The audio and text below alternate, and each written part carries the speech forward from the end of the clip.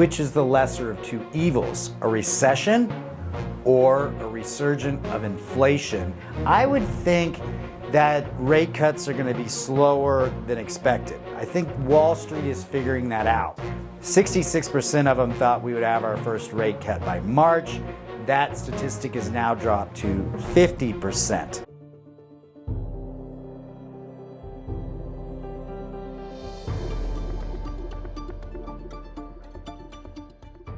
Hi, this is Nathan. Welcome back to Independence Money. Today, I'm going to break it up a little bit, and this video is not going to be our typical evergreen video because it's more time sensitive to the economic and financial news of 2024, starting this new investment year. What to expect, specifically what to expect with rate hikes. There's so many people that are betting on which direction interest rates are going to go. I've talked to a lot of people that want to buy a car or they want to buy a house, and this is the proverbial question: where are rates going? So I've got some good statistics here, some good facts and figures, and let me know your thoughts in your comments. But I would think that rate cuts are going to be slower than expected. I think Wall Street is figuring that out. We had this huge rally in fourth quarter. Most of the bets, I think 66% of the polls, when I say bets, it's also kind of the poll of the market makers. 66% of them thought we would have our first rate cut by March. That statistic has now dropped to 50%. However, I think what we need to really be zeroed in on is which is the lesser of two evils, a recession or a resurgent of inflation. I think the majority of the Fed chairpersons are thinking that inflation is going to be worse than recession. And you got to remember, they already have a little bit of mistake on their recent track record when they came out and told the American people that inflation would be transitory, and it clearly was not. It was not a blip on the map of a couple of quarters. It got kind of gnarly out there for a little bit before they started to kind of rein it back in. So I think they're more concerned about having a second mistake of underestimating inflation. I think they're going to err on the side of holding interest rates for as long as they can here. So I think they don't want to see a resurgence of inflation. I think one of the Fed governors, Christopher Waller, actually came out and said that when they start to cut rates, they need to do so very carefully. So, as mentioned, I think the chance of a cut in March is now 50-50. I think, well, I don't know. I think maybe it might hold through March. I think it might be a little bit longer than that.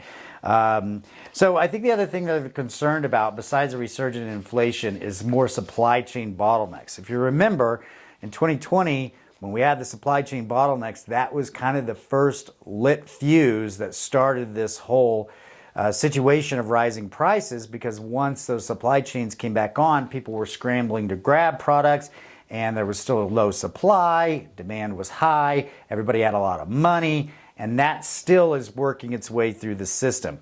However, let me talk about some good news for the economy, not so good news for the people that are wanting rates to come down quicker.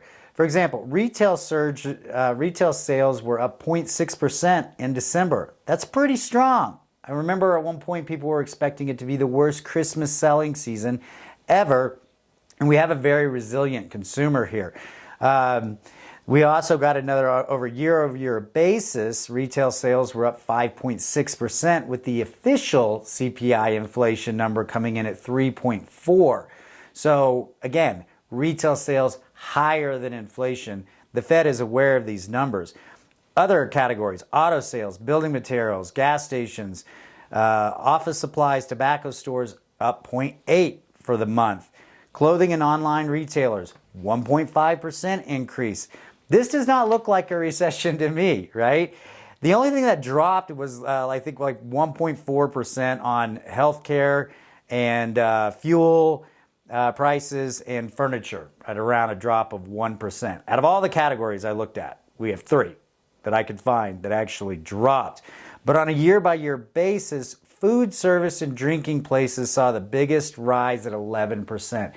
This to me is a telltale statistic here, because if you're scared economically, you're not going to go out and buy more expensive food at a restaurant or go hang out with your friends at the bar, right? You're going to say, hey, come over to my house or let's go over to your house and save some money. So that statistic is a sign of optimism financially for the American consumer. Optimism means spending money. Spending money means these statistics come in strong, and that means the Fed is not concerned so much about a recession or a hard landing recession as they are about continuing to tamper and tame down inflation. So I think current market pricing anticipates the Fed to cut several points over 2024, but they're expecting about twice what the Fed is actually indicated. So there's a little disconnect between the optimism of Wall Street and the optimism of the Fed. And of course, the Fed is who actually controls the rates. So I'm in the camp of it's not if, it's when they cut. To me, it matters a lot less whether they cut in March, May, or July.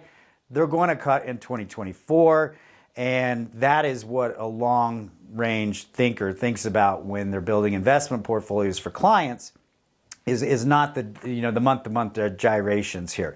So I think only 0.1% of market participants on Wall Street think that we will make it till July without a cut, and the majority think that we'll have a whole percentage point cut by July. Different camps on when, but pretty clear that by July they're thinking a cut. Now, in the Federal Reserve camp, the FOMC, they're expecting a whopping 0.75% cut by 2024 year end. So again, we have a disconnect between Wall Street's expectations and the Fed. But here's the bottom line. Powell said 4.6% would be interest rates by 2024, 3.6 by 2025, and 2.9 by 2026. I think most investors need to have a minimum of a 3-year investment plan. That is enough clarity for me to be able to structure portfolios based on where we anticipate different sectors to go, as certain sectors recuperate quicker and surge faster and earlier than other sectors, and that's how we're repositioning portfolios for our clients. Politically speaking, we're in an election year. I think Americans are more fearful of inflation than a mild recession. And so I think from the Fed not wanting to tamper with politics so much, I think they're more concerned about having a strong dollar and tamping down inflation than they are in holding rates too long and over cranking the tight money supply and sending us into a recession. I think Wall Street has already factored in a recession, albeit maybe a 2-quarter recession in 2024. I think that's why we saw some third quarter weakness. I think that's why we saw some fourth quarter strength and coming out pretty strong in January as well.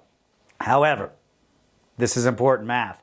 They can't hold rates too high for too long, because I think 2024, I think it'll be maybe even third quarter of 2024, we are going to have the historical fact of interest on the national debt reaching $1 trillion in a single year.